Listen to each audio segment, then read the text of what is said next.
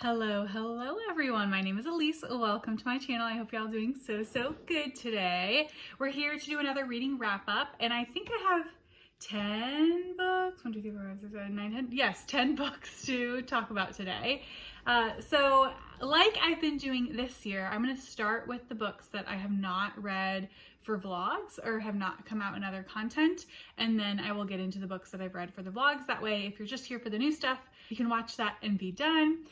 Or if you haven't watched them or want to hear about all the books again or like the slightly different things about them, welcome to the full video. So firstly, the only book that I don't own that I read for this chunk of books is the first one that I finished that wasn't in vlogs, and it was briefly mentioned in a vlog but wasn't covered in one. So that is Godshot by Chelsea Bieker, published by Catapult. I adored this book. I absolutely loved it. I have been on a Chelsea Bieker journey this year. This is my third book from her that I've read this year, and that's all of her works, and I have loved all of them this year so truly. You know, we'll get into that when we start getting into some end of year fun content. But let me tell you about this book. So Godshot is following a young protagonist. I think we might start following her when she's 12 or something like that. We get a good amount of years of her life, but we are particularly following her like young adolescence and teenagehood. She lives in a rural desert part of California. Chelsea Bieker sets pretty much all of her stuff in California. That's where she's from. In the beginning, we are seeing her and her relationship dynamic with her mom. Her mom struggles with alcohol abuse and is very inconsistent on the level of care that she can provide for her daughter, and also has like these series of boyfriends coming in and out. Her mother is very conventionally beautiful, and that is really the only like source of power that she has. The inciting incident is that her mother is excommunicated essentially from the church that they are a part of. It's a very small church that has a very cult-like leader at the front of it. And again, we're living in like a very rural, poor area, and we're getting all of these really complicated dynamics between desperation and faith that are really interesting. And then we also get our main protagonist's story essentially being taken advantage of, but at the same time there's a hopeful storyline in which she starts to work at this phone sex line that is located in her small community because there is a tie to her mother in some way. I won't give anything away there, but you know that early on that's why she wants to go and work there. And the people who run that community try and take care of her in some ways. That's a little bit vague, but I'm gonna leave it there. There's so much happening in this novel. Plot-wise, theme-wise, there's a lot of symbolism going on, and so much interesting interpersonal relationship dynamics. Truly, it is something to behold. Chelsea Bieker has this way of writing characters that feel so well fleshed out, so complicated, and writing relational dynamics that feel very rooted in reality, and I just adore her for this. She also talks about heavy subject matter, so I would say this of all of her books has the darkest subject matter in it, so definitely look up trigger warnings. There are a decent amount of them, but Chelsea Bieker always has this like through line of hope, and I think that has to do with the way that she writes human connection. There's always some hopeful elements even when really horrific stuff is happening, and I love that about her work. I think a comp author to her, which I think she would say this herself, she often references this other author, is Eliza Clark. So if you have read Eliza Clark and you want another author to try that feels similar, I would try out Chelsea Bieker. Chelsea Bieker has a little bit more hope involved than Eliza Clark does, but they are very comparable authors, and I love them both. So that is Godshot. There's so much more to be said about that book, and I will probably be talking about it more later in the year, so I'll have more to say, but phenomenal. definitely read it if it sounds interesting to you. Next up, we have Counsel Culture by Hye-Jin. This is translated from the Korean by Jamie Chang and published by Restless Books. Jamie Chang is the translator who did Kim Ji-young, born 1982. Is that the year? I always forget the year. This book follows our main character. What is her name? Hae-soo. She is a kind of ex-therapist who has been canceled, and you slowly get backstory on exactly the events that led to her being canceled. But essentially what you know going into the book based off of the blurb is that she has made some comments on TV about an actor that were disparaging, judgmental, etc. And then that actor later commits suicide. And a lot of people blame her for contributing to him wanting to commit suicide. And so she gets canceled. She gets fired from her job. Her marriage dissolves. And we find her really at rock bottom. And she doesn't know what to do with herself. She constantly writes letters every day, unfinished letters that she never sends, to all these people that have been involved and that she believes have wronged her in some capacity, or people that she thinks she should reach out to try and heal, or whatever it might be. And we actually get those letters in the book, so that is an element to this. It's interesting where she chooses to stop writing the letters because they often stop mid-sentence. I think all of that is a framework to show maybe like her progress post being canceled. You start to see some of the language change. You start to see her being able to take more accountability in some ways, just having like a different level of acceptance over what she has done and what her life is now like and what she would want it to be moving forward. The other part of this book that is a huge element to it, well, there's two things, is one, she meets a young girl named Se, and Se lives in her neighborhood and is being bullied by other kids in the neighborhood. And Hae-soo and Se form a relationship with one another, and their friendship sort of becomes a beacon for both of them as they're traversing these really difficult times, and we see parallels between the two of them, but all of it is from the therapist's perspective, so we don't get any perspective from the young girl.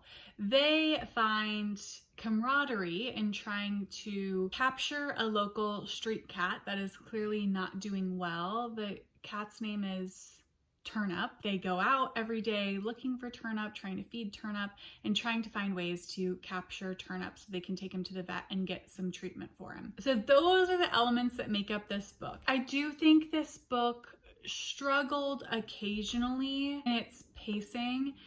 Sometimes I was like, okay, you've given this point to us many times before. I don't need to read about it again.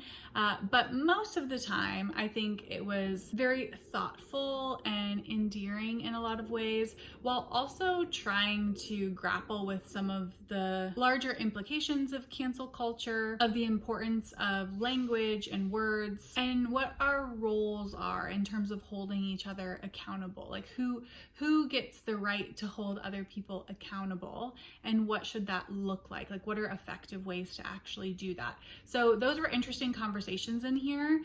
I don't think this is like revelatory by any means, but I thought it was a well enough crafted story and don't regret reading it. It's not something that I would recommend just to everyone. I think you really do have to be intrigued in that premise in order to pick this up, because it is a much quieter novel. So that is Counsel Culture. Then we have actually another Restless Books book, and that is The Wildcat Behind Glass by Alki. This is translated from the Greek by Karen Emmerich, and this is from Restless Books imprint Yonder Books, which is their like YA middle grade imprint, and this is a middle grade book.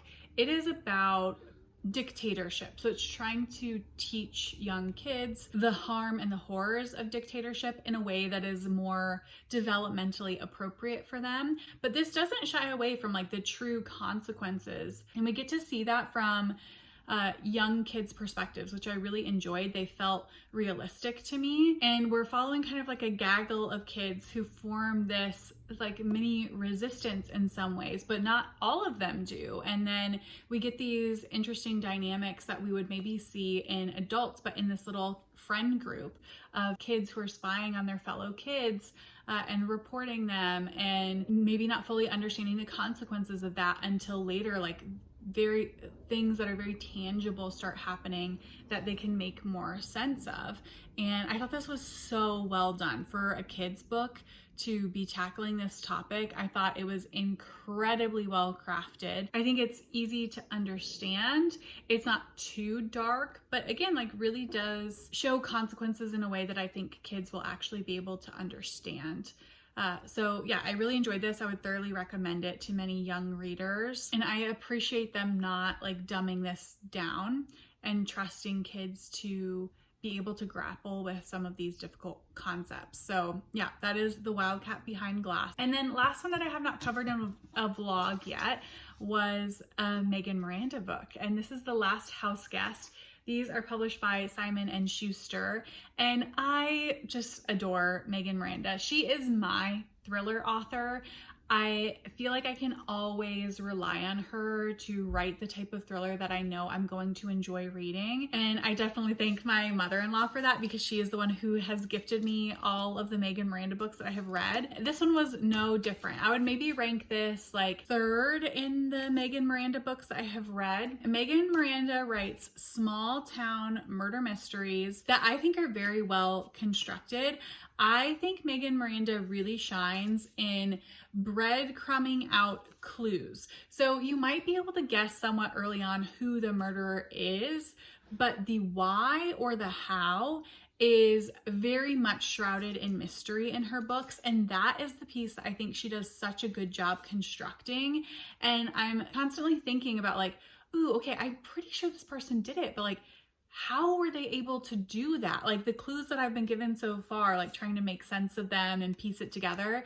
She's so good at the breadcrumbs, and I just love her for that. I feel like she doesn't get enough due for how she crafts the actual mystery parts. This one we're following Avery Greer, and we're going back and forth in the timeline. Most of it is set in the present timeline, but we get chunks where we go back to the previous summer where her best friend seemingly commits suicide. And then in the current day timeline, we're following Avery, who is starting to notice clues that would point to it not being a suicide and it being a murder. Avery can't stop looking into it, partially because she is worried that if these clues come out, she is going to be implicated in the murder, because Avery came from a much different socioeconomic background when she met Sadie. Sadie kind of adopts Avery in some ways into her family, and Avery all of a sudden has access to things that she never had access to before because she was very poor. She also doesn't have any family left. They have all passed away. So Avery feels like it's highly suspicious that she's like entered the family. They've treated her very well. She's an easy scapegoat essentially for the murder. So she's investigating, and we get lots of interesting clues from there. This one takes place in a small town in Maine, so there's lots of atmosphere around that, and I just thoroughly enjoyed it. I think if you want well crafted, maybe not like the most fast-paced thrillers, but it's well crafted, it's in a small town, and they're gonna keep your attention, I think Megan Miranda is the girl for you. So that is The Last House Guest. And then we're gonna get into the books that I've already talked about in vlogs. So I will try to move through them somewhat quickly. Maybe the most recent vlog to come out contained these 4 books. So let's go over those. First up, we have Your Utopia by Bora Chung, translated from the Korean by Aton.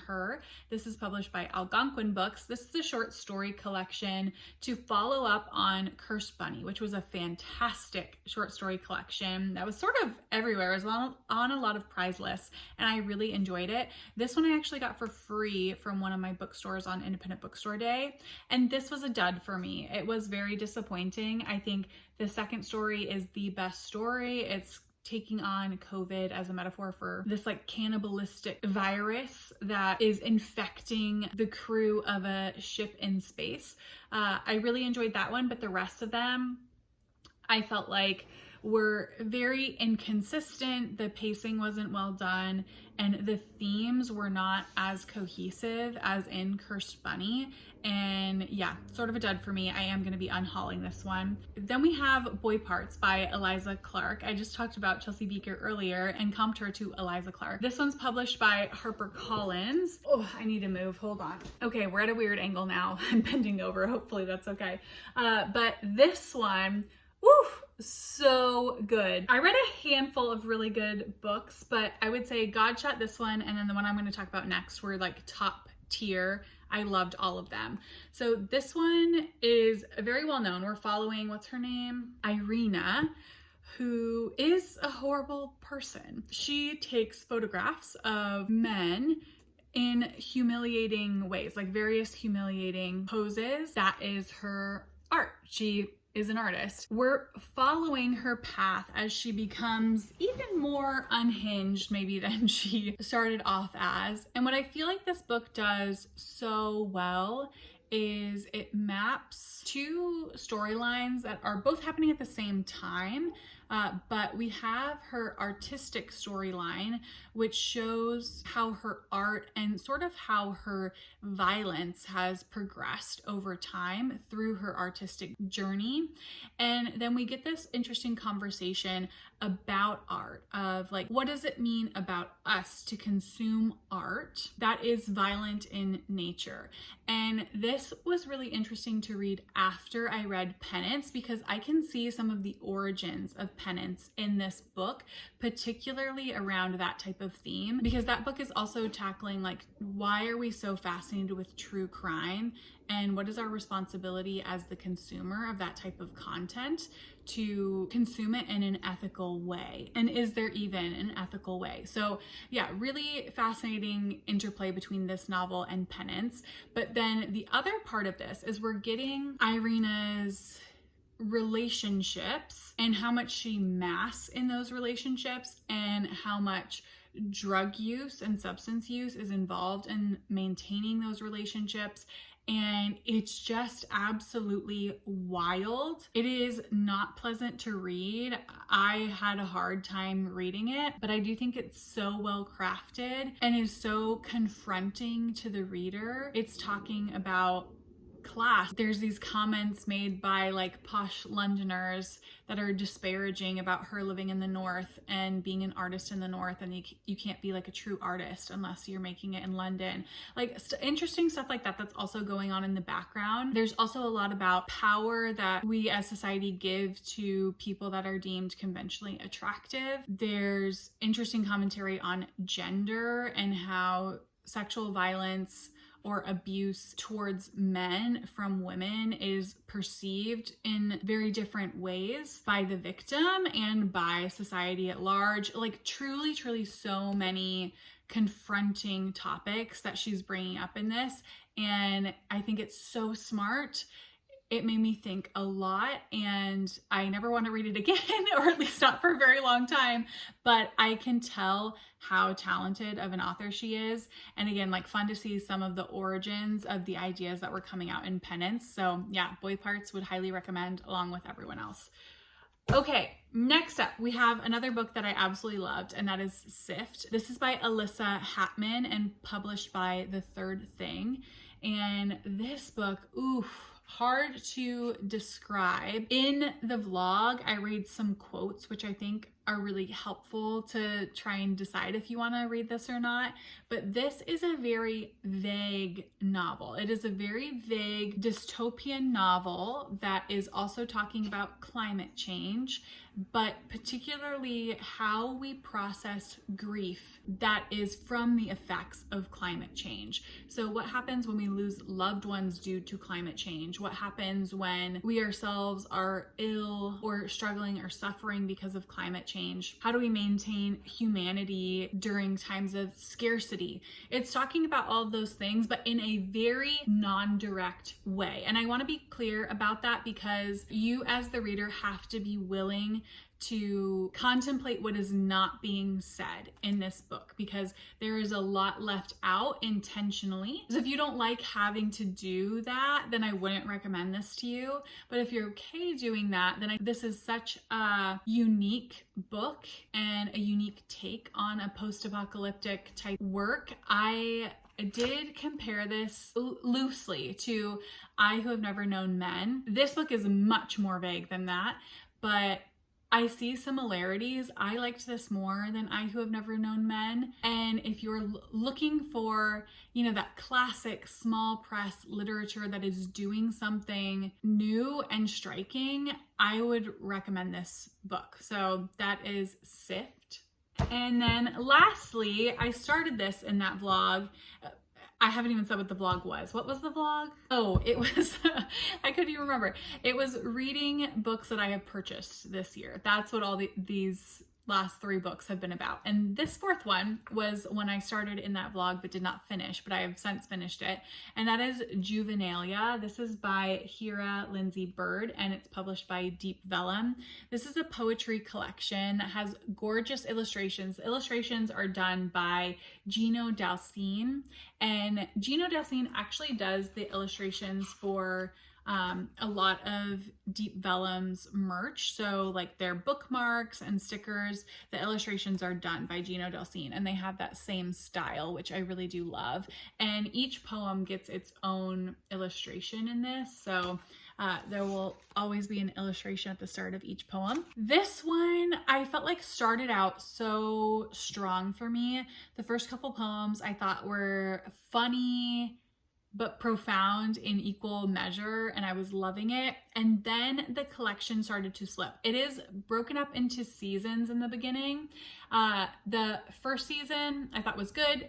Second season, I didn't like as much. Third season, it went back to being good. Fourth season, didn't like as much. And then we get into these like mirrored poems near the end of the collection that I also felt mixed about. So overall, a very mixed reception for me. But I will say that like these are absurd, direct poems. I do think if you're new to poetry, this could be a really interesting collection for you, because there's not a lot hidden. There's not a lot of hidden meaning here. I think it's very much on the surface, but it has this like a very absurd quality to it. And some lines I was like, damn, that's a good line.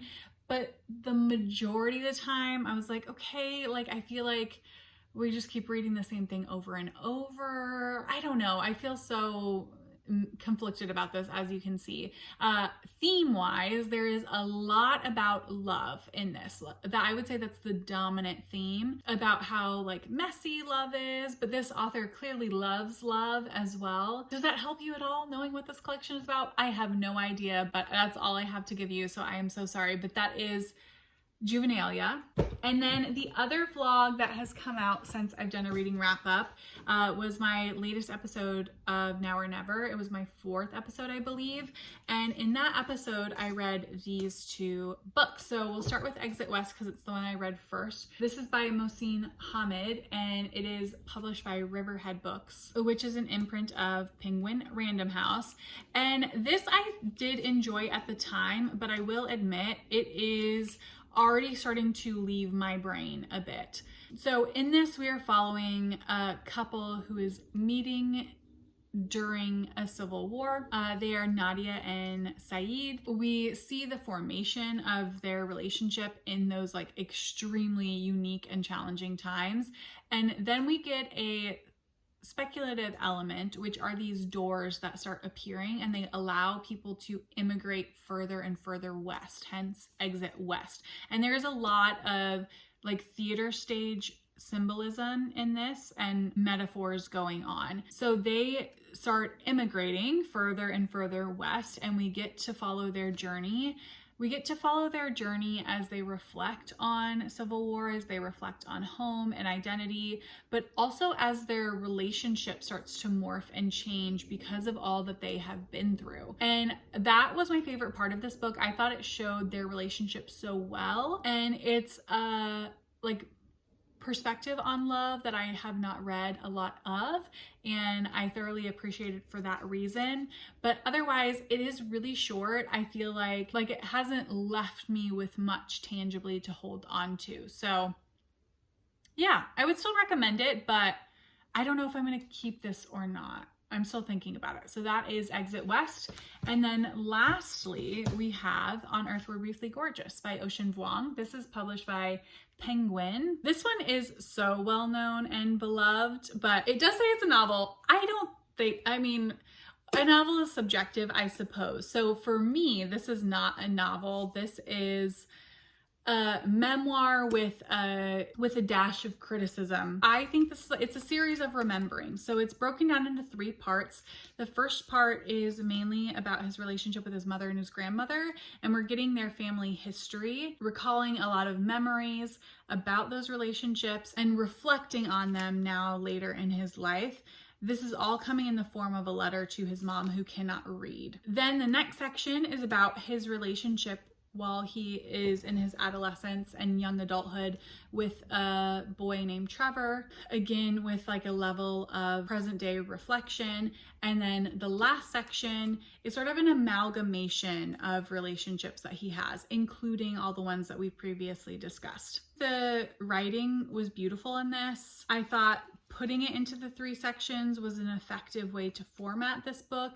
It allowed us to really build our perception of these relationships over time and kind of layer on additional meaning. I thought he did a good job of showing these memories fairly holistically. He showed how complicated these relationships were. There wasn't a lot of black and white thinking, which I think is unrealistic. So yeah, I thought this was great. Again, this is another one where I'm happy I read it. Will I ever read this again? Probably not. Do I need to keep this? Probably not. But I can see why so many people loved it, and I'm happy that I read it and got to read a perspective that's very different from my own. This one also is talking about immigration because his mother and grandmother immigrated to the US. Again, talking about what it means to be a family, what it means to be a young queer person in love, also talking about substance abuse. So yeah, a lot going on here, but thoroughly enjoyed it. So those are the books that I have read recently. Please let me know if you have read any of these, and if so, what you thought about them. Or if you're interested in reading them now that I have spoken about them, let me know what you have been reading and loving lately, and I will see you all in the next video. Bye.